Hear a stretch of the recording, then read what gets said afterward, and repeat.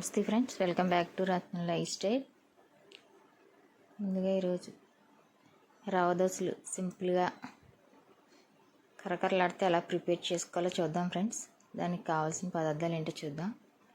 ముందుగా చట్నీ ప్రిపేర్ చేసుకుందాం. మనం గులశనగపప్పు, 50 గ్రాముల గులశనగపప్పు, 2 పచ్చిమిర్చి, టేస్ట్ తగ్గ సాల్ట్, కొబ్బరికాయ ఒక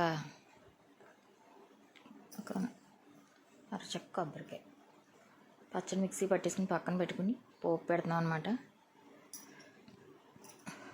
దీంట్లో 1 టీ స్పూన్ అదే మినపప్పు, శనగపప్పు, ఆవాలు, ఎండుమిర్చి, కరివేపాకు వేసుకుని పోపు పెట్టుకుని చట్నీకి.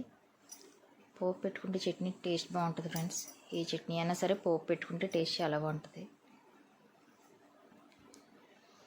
పోపు దోరగా వేగిన తర్వాత మనం ముందుగా రెడీ చేసి పెట్టుకున్న చట్నీ దాంట్లో వేసేసుకోవాలి.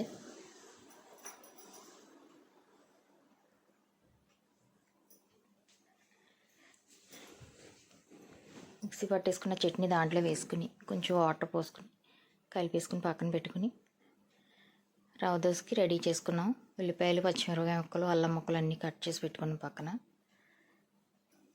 ఈ గిన్నెతో ఒక గిన్నె బియ్యం పిండి, ఆ గిన్నెలో సగం మైదా పిండి వేసుకోవాలన్నమాట. 2 వంతులు బియ్యం పిండి, 1 వంతు మైదా సమానంగా వేసుకుంటే కరకరలాడుతూ రావన్నమాట. ఇది 1 వంతు మైదా వేసాము గిన్నెలో సగం. 2 టీ స్పూన్లు బొంబాయి రవ్వ, అదే కరచీనోక అనమాట, కరకరలాడినందుకు బాగుంటుందని. టేస్ట్ తగ్గ సాల్ట్, 1 స్పూన్ జీలకర్ర,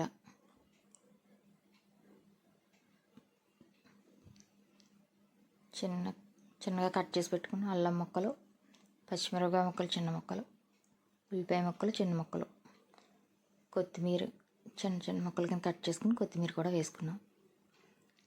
ఇవన్నీ ఒకసారి కలిపేసుకుని బాగా దీంట్లో కమ్మడి మజ్జిగ వేసుకుంటే బాగుంటుంది. 1 గ్లాస్ మజ్జిగ వేస్తున్నాను అనమాట నేను.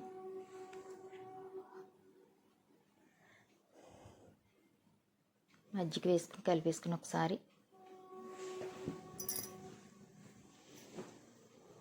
మిగతావి వాటర్ పోసుకోవాలి.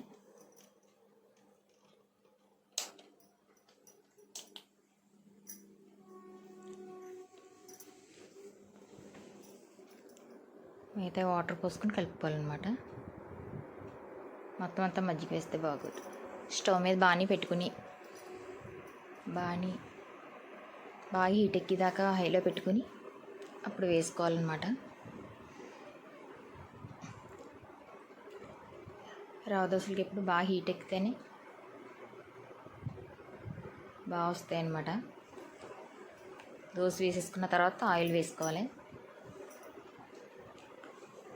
ఆయిల్ వేసుకుని బాగా వేగిన తర్వాత అప్పుడు తిరగేసుకోవాలన్నమాట.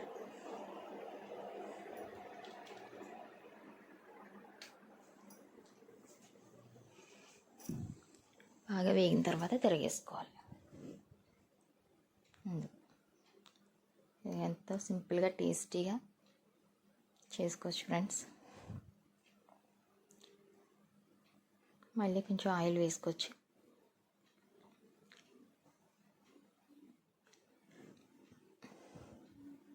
అన్నీ ఇలా వేసేసుకుని శనగపప్పు చట్నీతో సర్వ్ చేసుకుంటే ఎంతో సింపుల్గా టేస్టీగా రవ్వ దోశలు రెడీ అయిపోతాయి ఫ్రెండ్స్. కొత్తగా వేసేవాళ్ళైనా సరే సింపుల్గా వచ్చేస్తుంది. మీరు కూడా ట్రై చేసి మీకు ఎలా కుదిరింది మాకు కామెంట్ చేయండి. Thank you for watching. Please subscribe my channel.